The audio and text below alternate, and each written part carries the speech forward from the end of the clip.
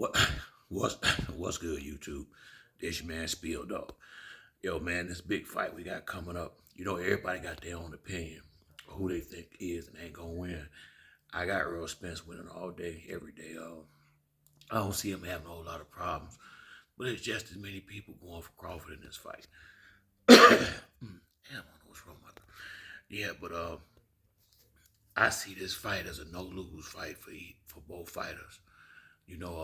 When you get in a big fight like this, you ain't gonna lose no fans, you ain't gonna lose no money. Everything you gonna gain more of in this one, cause one, you putting yourself up against the the, the best fighting the best, and y'all doing it at the right time. Before y'all too old for people to really be interested in the fight. Similar to Pacquiao Mayweather, we all bought it cause it just was. You buy Mayweather fights. That's really how it came down. I know with the brothers anyway. But I think I think the biggest thing for the fighters to get in this one is to not get in their feelings about uh who like this one or who like that one. Don't worry that everybody don't want you. Everybody ain't supposed to want you. If they did, you wouldn't be in no big fight. Big fight is you got just as many people on one side wanting to fight as you do on the other side, and that's what make the intrigue in the fight. I used to, I have said a couple of times that Sean ain't never, I'm gonna say that Bud never had to dig deep. Well, I had to correct myself in that because he had to dig deep in that Sean Porter fight. He was actually losing on the scorecards when he came in there and got the two knockdowns and made Kenny throw the towel in, similar to what Errol had to do against Kell Brook to pull the fight out. Now I think Earl done had the fought better competition to get him prepared up to this point, but at the same time, I done got enough comments in the comment section for the fans on Crawford's side to feel like he done had just as good a competition, although that's very debatable. But bottom line is they both got a big buzz and a big fan base that's behind them. That's what you want in a big fight. If you don't have these elements, you don't really have no big fight. Don't nobody sitting out here every day really know who's gonna win this fight. I got Errol Spence. One of my best buddies, he got Crawford. Bottom line is, until the fight over, it's just an opinion for everybody, just giving their opinion, which they entitled to do. And this, once again, if everybody was going in the same direction, you don't have no big pay-per-view bonanza that's finna happen like it is. These guys come July 30th gonna be a lot richer and a lot more famous. Win, lose, or draw. Neither fighter will lose any points from taking this fight right here. You only gain. And the fans on either side will be hurt way more than the fighter at the end of this fight. I guarantee you that, because no matter how bad you feel about the loss, when you get to that locker room and they hand you that check, I guarantee you your feelings gonna change. So, and I hope this jumpstart a trend where other fighters ain't willing to go out are willing to go out here and take this risk to make to really make their name big, because this is how you become Sugar Ray Leonard, Tommy Hearns, Marvin Hagler. You gotta have these big decade, big fight of the decade fights. You gotta go out here and face real competition at some point. I'm glad this is happening when it's happening. Crawford is at the top of his game. I think Earl Spence is at the top. I would say he probably could have been. I would say he would have been a little bit more.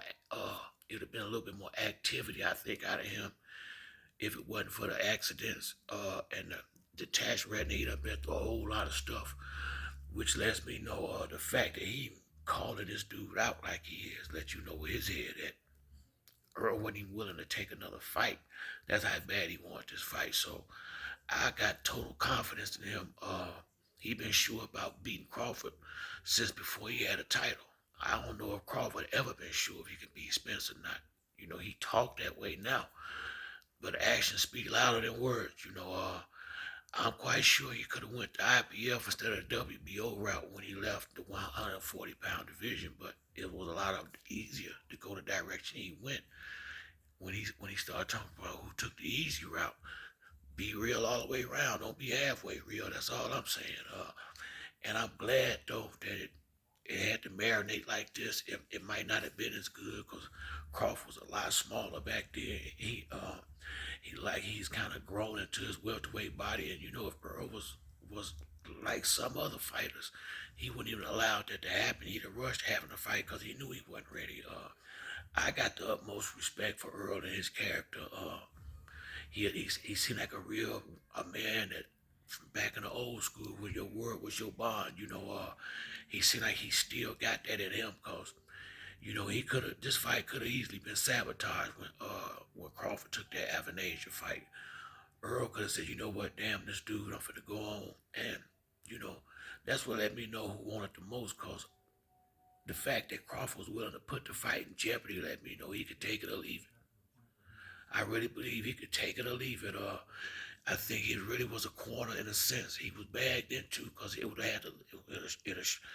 It wouldn't have been no excuse for not taking it again. So, whatever the reason, we got to fight now. And in my opinion, don't nobody lose. But in my opinion, also don't nobody know who gonna win. We all got our opinion, but I don't think nobody know who gonna win unless I don't think there's no way to know because they both great fighters that's undefeated. So for them, you got to see the loss.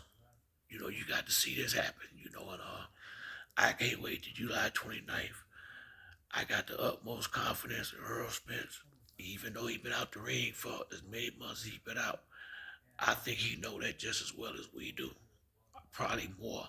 And the fact that he don't bother him, it don't bother me.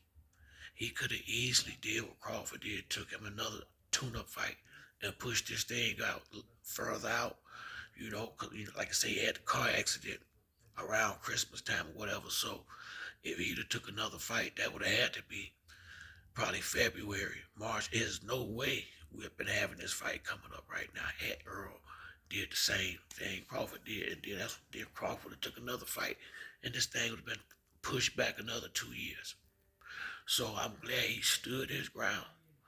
Basically, in a sense, this is the fight that he don't fight tune-ups.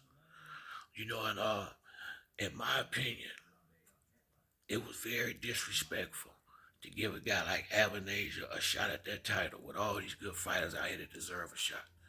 So stuff like that is what make me pick Earl.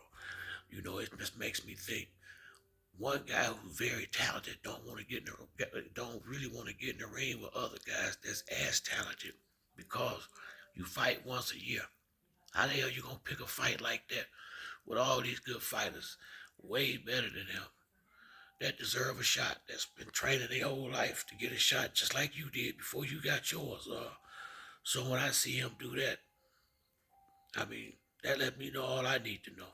And then it ain't sometimes what you do is when and how you do it. And it is what it is when I go there with it. There ain't no sense of going no further. The real ones know what I'm talking about. But it's gonna be a great fight. I don't see no way around it. I see Earl possibly knocking Crawford out or them having to stop or his corner stopping a fight. I see it happening that way late just because Crawford gonna be trying so hard. But it could easily be the same thing the other way around. But I'm rolling with my dog, Spence. The one who done showed me he been a junkyard dog since a long time ago, since before he had the title. The guy who showed me he don't mind line him up and he'll knock him down. I gotta go with that guy right there. Me personally, that's the guy I gotta go with. I can't go with the guy that's picking and bobbing and weaving through the competition.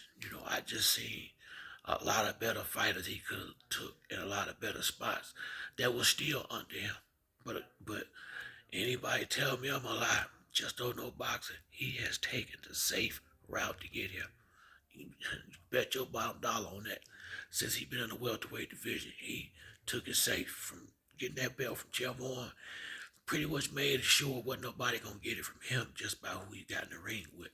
No disrespect, just call it like I see it.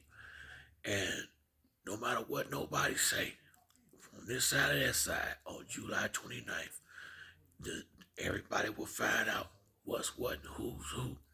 And we all talk about it Sunday. That Sunday morning, everybody who's still willing to come out here and show their face after this thing all over with.